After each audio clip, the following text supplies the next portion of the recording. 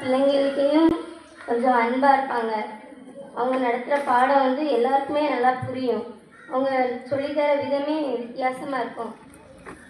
அதாவது டீச்சர் வந்து நம்ம தாயை போல், நம்ம தாயை பிரிய கஷ்டப்படுவோம், அதே போல் நம்ம ஆசிரியரையும் பிரிய கஷ்டப்படுகிறோம். மாணவ மாணவிகளுக்கும் என் முதற்கண் வணக்கத்தை தெரிவித்துக் கொள்கிறேன். இன்று ஓய்வு பெறும் பிளாரன்ஸ் ஆசிரியை பற்றி பேச வந்துள்ளேன். சுற்றி சுருளும் உலகின் சூட்சமம் கண்டறிய நிலத்தரும் மரமாய் நெஞ்சத்தில் நீங்காத இடம் பிடித்த என் ஆசிரியரே, உங்கள் பணி நிறைவு விழாவில் எனக்கு பேச வாய்ப்பு கிடைத்ததை நினைத்து பெருமை அடைகிறேன். ஆசிரியர் பணி என்பது அறப்பணி மட்டுமல்ல, அறிவூட்டும் பணி, ஆத்மார்த்தமான பணி. இத்தகைய பணியினை நேர்மை, விடாமுயற்சி, தொழில் பற்று மிக்க செய்தவர்தான் எங்கள் ஆசிரியர் அவர்கள். நீங்கள் அதிகம் நேரம் பேசி நான் பார்த்ததே இல்லை.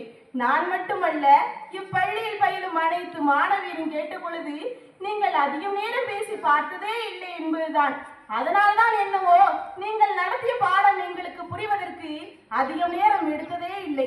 அன்றன்றைக்கு உள்ள பாடங்களையும் படிக்க வைப்பதில் வல்லவர் நீங்கள். எத்தனையோ விடைத்தாள்கள் திருத்திய உங்களது விரல்கள் ஓய்வெடுக்க நினைத்ததில்லை.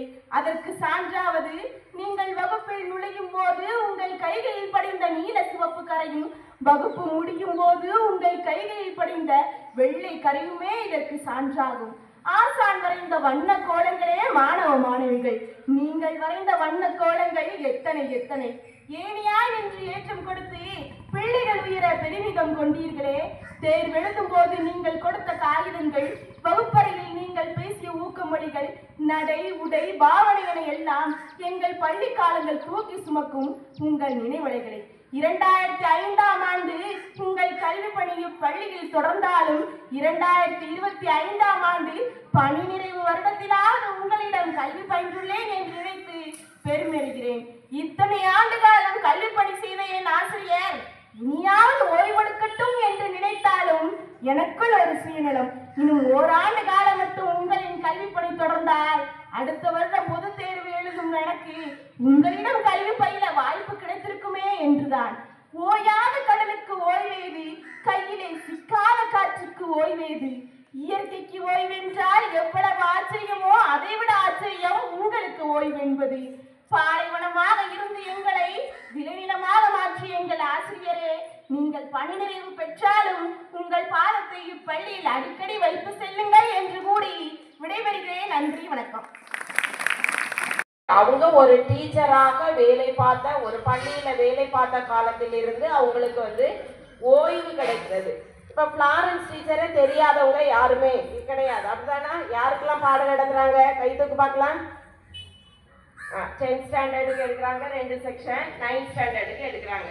நானுமே இந்த ஸ்கூல்ல டிரான்ஸ்ஃபர் ஆகி வரும்போது பொதுவாக நான் எல்லா ஸ்கூல்லையும் முதல்ல ஒரு வேதியியல் கெமிஸ்ட்ரி டீச்சராக உள்ள நுழையும் போது நான் மாணவர்களுக்கு முதல்ல கேட்கறது, முதல்ல அவனுடைய வேலன்சி என்னது, இணைதிறன் என்றால் என்ன, அணுனா என்னது, அல்லது ஆட்டோனா என்னது, மாலிகுல்னா என்னது, அணுனா என்னது, மூலக்கூறுனா என்னது. நான் இந்த ஸ்கூலுக்கு வந்த பிறகு ஒரு பர்டிகுலர் கிளாஸ்க்கு போகிறேன், போய் கேட்குறேன். அது ஃப்ளாரன்ஸ் டீச்சர் அந்த கிளாஸ்க்கு சயின்ஸ் எடுத்திருப்பாங்க போல. நான் கேட்ட கொஸ்டின் அணுக்கும் மூலக்கூறுக்கும் இடையிலுள்ள வேறுபாடு. அந்த கிளாஸ்ல 2 பிள்ளைகள் எழும்பி, ஐ திங்க் அது சிந்து பாரதியா இருக்கும், இன்னொன்று யாரு, அந்த பையன் 10th Bல இருக்கான்னு நினைக்கிறேன். பேர் என்னதுடா? லோகேஷ். லோகேஷ் தான் நினைக்கிறேன். அதனாலடா லோகேஷ் தான் முதல்ல எழும்பி 2க்கும் இடையில உள்ள வேறுபாடை எனக்கு கிளியரா சொன்னான். பொதுவா நான் நிறைய ஸ்கூல்கள்ல பணிபுரிஞ்சிருக்கேன். எல்லா ஸ்கூல்லையுமே முதல்ல ஸ்டூடெண்ட்ஸ் வந்த உடனே, ஏன்னா அது தெரியாம எனக்கு வேதியியல் கெமிஸ்ட்ரி ஆனது நடத்த முடியாது, அது புரிய வைக்க முடியாது. ஆனா இங்க அவனோட 9th ஸ்டாண்டர்ட் மாணவனாக இருந்தாலும் எழும்பி அவன் அழகா எனக்கு நான் எதிர்பார்த்த பதிலை அவன் எனக்கு சொன்னான். உடனே நான் கேட்டேன், எனக்கு மிகவும் ஆச்சரியமாக இருந்தது. எனக்கு அந்த கிளாஸ்ல சயின்ஸ் யார் எடுத்தாங்கன்றது எனக்கு தெரியாது. ஆனா உனக்கு சயின்ஸ் டீச்சர் யாருடா அப்படின்னு கேட்டேன். அவன் எனக்கு பதில் சொன்னது ஃப்ளாரன்ஸ் டீச்சர். அப்ப நான் அந்த கிளாஸை விட்டு வெளியே வரும்போது ஃப்ளாரன்ஸ் டீச்சரை பார்த்து பேசினேன். ரொம்ப ஆச்சரியமா இருந்துச்சு டீச்சர். நான் கேட்ட கொஸ்டினுக்கு எந்த தயக்கமும் இல்லாம அவன் பதில் சொன்னான், நீங்க தான் அந்த கிளாஸ்க்கு சயின்ஸ் டீச்சர் அப்படின்னு. அதனால அவங்களுக்குன்னு கொடுக்கப்பட்ட பொறுப்புல மிகவும் உண்மையாக இருந்து ஒரு அடிப்படையானது தெரியாம அவனால அறிவியலானது கற்றுக்கொள்ள முடியாது என்பதை நான் அந்த மாணவர்கள் நல்லா இருக்காங்க அப்படின்றத தெரிந்து கொண்டேன். அதனால அவங்க பாடங்கள் எடுக்கிறதுல அவங்க மிகவும் நேர்த்தியாக அவங்களுடைய வேலைகளை செய்திருக்காங்க. அதே மாதிரி இவங்களுடைய கல்வி பணியானது எவ்வளவாக ஆண்டுகள் இருந்திருக்குன்னா 20 ஆண்டுகள். இந்த 20 ஆண்டுகள்ல இந்த பள்ளியில ஐ திங்க் 15 ஆண்டுகள் பணிபுரிந்திருப்பாங்கன்னு நினைக்கிறேன். 15 ஆண்டுகள் ஒன்னே மாதிரி நிறைய மாணவ செல்வங்கள் அவங்கள்ட்ட படிச்சுட்டு 10th ஸ்டாண்டர்ட் பப்ளிக் எக்ஸாம் முடிஞ்சு திருப்பி 11th ஸ்டாண்டர்ட் போய் நிறைய காலேஜுக்கு போய் நிறைய பெரிய பெரிய உத்தியோகத்துல இருக்கலாம். ஆனா அந்த டீச்சர் இதே ஸ்கூல்ல தான் இன்னும் 9th ஸ்டாண்டர்ட் 10th ஸ்டாண்டர்டுக்கு தான் என்னது இருக்கும். எல்லா ஆசிரியருடைய பணியும் அதுதான். எங்களுடைய கையின் கீழ் படித்த மாணவர்கள் இன்னைக்கு எங்கெல்லாமோ இருக்காங்க, வெளிநாடுகள்ல இருக்காங்க, நல்ல பெரிய உத்தியோகத்துல இருக்காங்க. ஆனா ஆசிரியர் பணி என்பது ஒரு அறப்பணி. எந்த விதமான எதிர்பார்ப்பையும் எண்ணாமல் தங்கள் கையின் கீழ் ஒப்படைக்கப்பட்ட மாணவ செல்வங்கள் எல்லாத்தையும் அறிந்து கொள்ளணும், நல்லா படிக்கணும்ன்ற எண்ணத்தோடு கற்பித்த ஆசிரியர் தான் ஃப்ளாரன்ஸ் டீச்சர். அதே மாதிரி அந்த இசக்கி அம்மாள் பேசும்போது சொன்னா ரொம்ப பேச மாட்டாங்க, அது எல்லாருக்கும் தெரிஞ்சதான். அவங்க பாட்டுக்க அமைதலாக ஒரு நடை, அமைதலாக அவங்களுடைய பணியை மட்டும் செஞ்சு அனாவசியமான பேச்சுக்களுக்கு இடம் கொடாமல் அவருடைய பணியை செம்மையாக செய்து முடித்திருக்காங்க. அது கர்த்தருக்கு முன்பாக ஆண்டவர் பார்த்து கொண்டே இருக்கிறார். அதனால அருமையான ஒரு டீச்சர் நல்ல பாடத்தை கற்றுக் கொடுத்தாங்க. அந்த கேம்பஸ்குள்ள எவ்வளவு நாட்கள் இந்த ஒரு 15 ஆண்டுகளாக இந்த மிஷனரியால ஒரு உருவாக்கப்பட்ட பள்ளியில கர்த்தர் தங்களுக்குன்னு கொடுக்கப்பட்ட பணியில மிகவும் உண்மையாக மிகவும் நேர்த்தியாக தங்களுடைய நாட்களை தங்களுடைய காலங்களை மாணவ செல்வங்களுக்கு தங்களுடைய பணியை சிறப்பாக செய்திருக்க குறித்து பெரும் மகிழ்ச்சி அடைகிறேன். அதே மாதிரி சக ஆசிரியர்களோடமும் அன்பாக அமைதலாக நடந்து கொண்ட ஆசிரியர் இத்தனை ஆண்டுகள் பணிபுரிந்து ஒரு ஓய்வு பெற்ற ஆசிரியருக்கு நம்ம கொடுக்க வேண்டிய மதிப்பு மரியாதை எல்லாத்தையும் மாணவ செல்வங்களாக நீங்களும் கொடுக்கணும். எல்லாருக்கும் நம்ம சேர்த்து அவங்களுக்கு ஒரு கிளாப் பண்ணி முடிச்சிடுவோமா?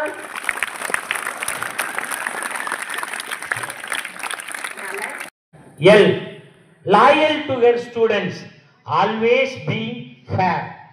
O. Organized in work, never delaying a task.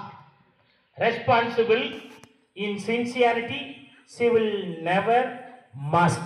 That is for R. E. Energetic, uplifting voices in choir and prayer. N. Noble-hearted, spreading kindness everywhere. C. Committed to excellence, shaping your minds. E. Encouraging, leaving a legacy that forever shines. அதான் இவங்களுடைய குணாதிசயங்களை வைத்து சொல்லப்பட்ட வார்த்தைகள். இவங்க ஒரு அசைக்க முடியாத அல்லது அழிக்க முடியாத மறைக்க முடியாத ஒரு முத்திரையை இந்த பள்ளியிடத்துல பதித்து சென்றிருக்காங்கன்னு நாங்க எல்லாரும் நம்புகிறோம், கர்த்தருக்குள்ள விசுவாசிக்கிறோம். தொடர்ந்து அவர்களை கடவுள் ஆசீர்வதிக்கட்டும். இது சொல்லப்பட்டோம்னா உலக வாழ்க்கையில சொன்னோம்னா ஃபர்ஸ்ட் இன்னிங்ஸ் முடிச்சு நம்ம கிரிக்கெட் சொல்லோம்ல 5 day மேட்சஸ் சொல்றோம்ல, test match first innings second இன்னிங்ஸ்னு. இதான் ஃபர்ஸ்ட் இன்னிங்ஸ் 60 வயசு வரைக்கும். இனி செகண்ட் இன்னிங்ஸ். சார் என்ன சார் அப்படிங்க? ஃபர்ஸ்ட் இன்னிங்ஸ்ல உங்களுக்காக அடுத்தவங்களுக்காக பிள்ளைகளுக்காக பிள்ளைகளை செதுக்குவதற்காக வளர்ப்பதற்காக 60 ஆண்டு காலங்கள், அது இந்த பள்ளியிடத்துல 15 ஆண்டு காலம், வேற 4 ஆண்டு, மொத்தம் 20 ஆண்டு காலங்கள் செலவிட்டாங்க. இனி இருக்கக்கூடிய ஆண்டுகள் தன்னுடைய குடும்பத்துக்காக தன்னுடைய பிள்ளைங்களுக்காக அடுத்தது பேர பிள்ளைகளுக்காக செலவிடக்கூடிய நாட்கள். சரிதானா? அப்போ ஆசிரியர்களாகிய எல்லாரும் முதல்ல உங்களுக்காக நாட்களை செலவழிக்காங்க, அதுக்கப்புறம் தான் தங்களுடைய குடும்பத்துக்காக செலவிட இருக்காங்க. அப்போ கடவுள் எல்லாம் வல்ல இறைவன் அவர்களுக்கு நல்ல தீர்க்காயுசை கொடுத்து நல்ல சுகத்தை பலத்தை ஆரோக்கியத்தை சத்துவத்தை கொடுத்து அவர்களை நல்லா பாதுகாத்து நீடூழி காலம் அவர்களை ஆசீர்வதித்து பாதுகாக்க வேண்டும் என்று உவாக்கர் மேல்நிலைப்பள்ளி டோனாவூர் சார்பாக அவர்களை வாழ்த்துகிறோம். கர்த்தர் அவர்களை ஆசீர்வதிப்பாராக. அவர் பள்ளியின் சார்பாக பாராட்டி தெரிவித்துக்கிறேன்.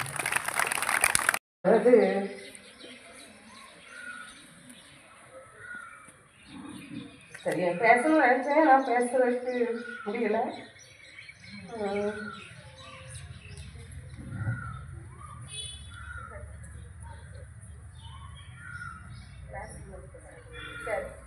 ஒன்றும் இல்லைம்மா, அதாவது எல்லாரும் நல்லா படிங்க. ரெண்டாவது பார்த்தீங்கன்னா பிள்ளைகள் மத்தியில் ஒரு சின்ன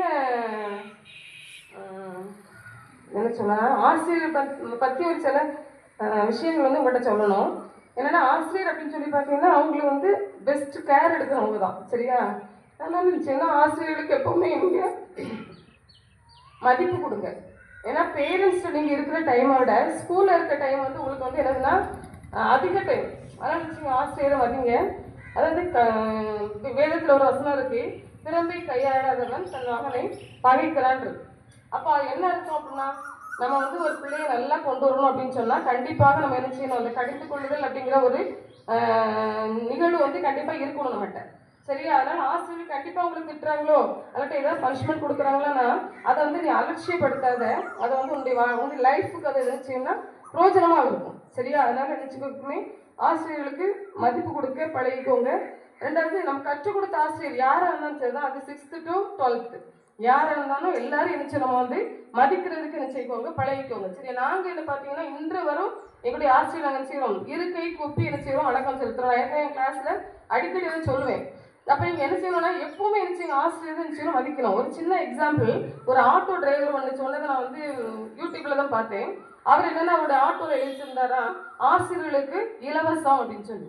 அப்போ இன்னொருத்தவங்க கேட்டிருக்காங்க, எதுக்கு அவங்க தான் நல்ல சேலரி வாங்குறாங்களே, அவங்க கையிலே சம்பளம் வாங்குறாங்க, அவங்களுக்கு இலவசமா எதுக்கு நீங்க ஆட்டோ அடிக்கிறீங்க அப்படின்னு சொல்லி. அப்போ அவர் சொன்ன பதில் நிறைய இருந்துச்சு, எனக்கு ஒரு சில ஞாபகத்தில் இருந்த மட்டும் நான் சொல்றேன். அவங்க என்ன சொல்றாங்க, அவங்க வந்து நம்மளை வந்து ஒரு ஏணி போன்றவர்கள், நம்மளை நினைச்சுவாங்க உயர ஏற்றி விடுவார்களே தவிர அவங்க நினைச்சுவாங்க இருந்த இடத்துல தான் என்ன செய்யறாங்க இருக்கிறாங்க. ஆனா அதே ஏன்னா என்ன இதுக்கு அர்த்தம் என்னன்னா, எங்களிடம் படித்த மாணவர்கள் நிறைய பேர் வச்சிருக்கோம், நிறைய பதவிகள் என்ன செய்யறாங்க இருக்கிறாங்க. இன்னைக்கு நம்ம என்ன செய்யறாங்க வந்து கண்கூடாக பார்க்குறோம். என்னுடைய கிளாஸ்ல நிறைய நான் எக்ஸாம்பிள் சொல்லியிருப்பேன். அப்ப என்னன்னா, அப்போ எங்கிட்ட படிச்ச நிறைய பேர் நிறைய உயர்ந்த பதவிக்கு போறாங்க. அவங்க என்ன தன்னை ஒடுக்கி என்ன செய்யறாங்க, மற்றவங்களுக்காக உழைக்கிற ஒரு இனம் தான் ஆசிரியர் இனம் அப்படின்னு சொல்லி நிறைய கருத்துக்கள் சொல்லியிருந்தாரு. அதனால அவங்களுக்கு நான் என்ன செய்யறேன், இலவசம் தான். அவங்க எப்போ வந்தாலும் என் ஆட்டோல ஏறினா அவங்களுக்கு என்னதான் இலவசம் தான் அப்படின்னு சொல்லி என்ன செய்யறாரு, ஆட்டோ டிரைவர் சொல்றாரு, சரியா? எல்லாருமே ஒரு நிலைமைக்கு வரணும், எந்த நிலைமையா இருந்தாலும் சரி, அது என்ன பதவிக்கு நீ போனாலும் சரிதான், உனக்கு பின்னால ஒரு ஆசிரியர் கண்டிப்பா நினைச்சுப்பாரு இருப்பாங்க. ஏன்னா அவங்க தான் உனக்கு நினைச்சிருக்காங்க, அவங்கள உன்ன பழக்கி வச்சுதான் சரி, நல்லா ட்ரெயின் பண்ணி தான் உன்னை அனுப்புறதுனால தான் நினைச்சிட ஏதோ ஒரு வேலைக்கு நினைச்சிருக்காங்க வந்தோம்னால போக முடியுது. அதனால ஆசிரியர்களுக்கு மதிப்பிடுங்க. படித்த பள்ளி என்னைக்குமே மறக்கக்கூடாது. இந்த ஸ்கூல்ல படிச்சது எல்லாருக்கும் நல்லது. ஏன்னா ஒரு மிஷனரி பள்ளிக்கூடத்தில் நமக்கு படிக்கக்கூடிய வாய்ப்பை கடவுள் கொடுத்திருக்கிறாரு. நல்ல டீச்சர்ஸ் எல்லாரும் மதிங்க, நல்லா நினைச்சணும் மதிப்பெண்களை பெற்று தேர்ச்சி பெறணும். குறிப்பாக 10th ஸ்டூடெண்ட்ஸ் நான் வெள்ளிக்கிழமை எழுத போகிற எக்ஸாம் நல்ல மதிப்பெண்களை பெற்று நல்ல மதிப்பெண்களை பெற்று நிச்சயம் புகழோடு பேரோடு புகழோடு வாழ வேண்டும் என்று வாழ்த்தி விடைபெறுகிறேன். நன்றி, வணக்கம்.